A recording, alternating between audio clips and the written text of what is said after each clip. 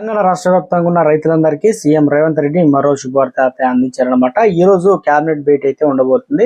ఆ రైతులకు రెండు అదిరిపోయే ఊహించిన శుభవార్తలు అయితే తీసుకురాబోతున్నారు. ఆ వివరాలు అనేది వీడియో రూపంలో తెలుసుకుందాం. ముందుగా వీడియో వస్తున్న ప్రతి ఒక్కరు లైక్ చేయండి, కొత్తగా ఛానల్ వస్తే సబ్స్క్రైబ్ చేసుకొని బెల్ ఐకాన్ ఆల్ పైన ట్యాప్ చేయండి. మిత్రులందరికీ వీడియోను షేర్ చేయండి. లేట్ చేయకుండా వివరాలు కనుక వచ్చినట్లయితే ఫ్రెండ్స్, నోటిఫికేషన్ వచ్చిన తెలంగాణలో సీఎం రేవంత్ రెడ్డి అధ్యక్షతన మంగళవారం అనగా ఈ రోజు మధ్యాహ్నం 12 గంటలకు సచివాలయంలో రాష్ట్ర మంత్రివర్గ సమావేశం అయితే జరగనుందన్నమాట.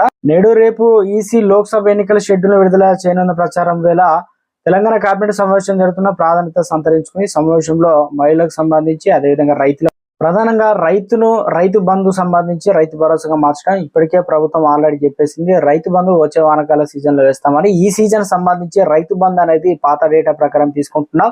వీరికి అనర్హులని ఆల్రెడీ చెప్పేసింది. కొండలు, గుట్టలు, రాళ్ళు, రప్పలు, వ్యవసాయం పనికిరాని భూములు ఉంటాయి, రియల్ ఎస్టేట్ వెంచర్లు, బడా వ్యాపారులకు వేయమని చెప్పేసింది.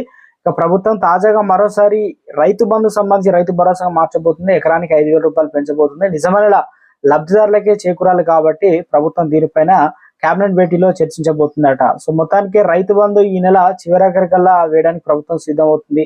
ఎందుకంటే చాలా మంది రైతులకు డబ్బులు అయితే జమ కాలేదు. సో ఎన్నికల నోటిఫికేషన్ వచ్చిందంటే మరి రైతు బంధు అనేది గతంలో బీఆర్ఎస్ ప్రభుత్వం నోటిఫికేషన్ వచ్చింది కాబట్టి అప్పుడు డబ్బులు అయితే విడుదల కాలేదు. కానీ అధికారులు చెప్తున్నదంటే ఇది గతం నుండి ఆల్రెడీ స్టార్ట్ అవుతుంది కాబట్టి దీనికి అడ్డంకులు ఉండకపోవచ్చు అని చెప్తున్నారు. దీనికి స్పీడప్ పెంచాలి. రైతులకు సంబంధించి ఏ రకంగా ముందుకెళ్తారని చూడాలి. దాంతో పాటు రైతు రుణాలకు సంబంధించి మార్చ్ లో గుడ్ న్యూస్ చెప్తానే స్వయంగా చెప్పారు కాబట్టి సీఎం దీనిపైన చర్చకు వచ్చే అవకాశాలు అయితే ఉంది.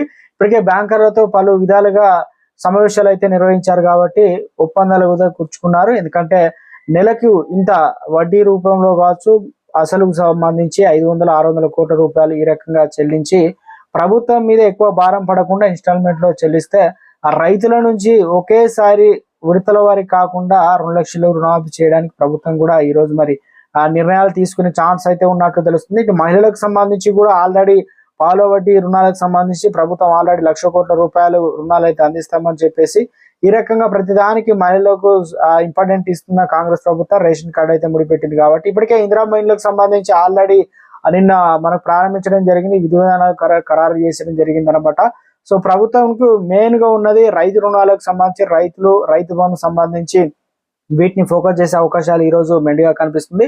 ఈరోజు సాయంత్రం మహిళలకు ఉపయోగపడేటువంటి దాంతో పాటు పాలో వడ్డీ రుణాలు కావచ్చు, ఇక 2,500 స్కీమ్ సంబంధించి ఏ రకంగా ముందుకెళ్దాం, ఫైనల్ గా ఏ రకంగా అర్హుల లిస్టు ఉండబోతుంది చర్చించి ఇటు ఉద్యోగులకు ఒక సక్రమంగా లోక్సభ ఎన్నికల ముందు ప్రభుత్వం అయితే నిర్ణయం తీసుకునే ఛాన్స్ అయితే ఉంది. రైతు రుణాలకు సంబంధించి ఎప్పటి నుంచి చేద్దాం ఏందనేది ఈ రోజు ఫైనల్ గా మనకు అప్డేట్ అయితే తీసుకురాబోతున్నాయి. సో ఇది మనకు రైతులకు సంబంధించి ఈ రోజు రైతు రుణాలు ఎవరైతే తీసుకున్నారో వారికి గుడ్ న్యూస్ అందించబోతున్నారు. రైతు బంధు సంబంధించి ఇంకెవరైనా పడకపోతే బ్యాంకులు అయితే హాలిడే అయితే ఉండవు కాబట్టి ఈ రోజు మిగతా వారికి కూడా పడే అవకాశాలు అయితే ఉంది.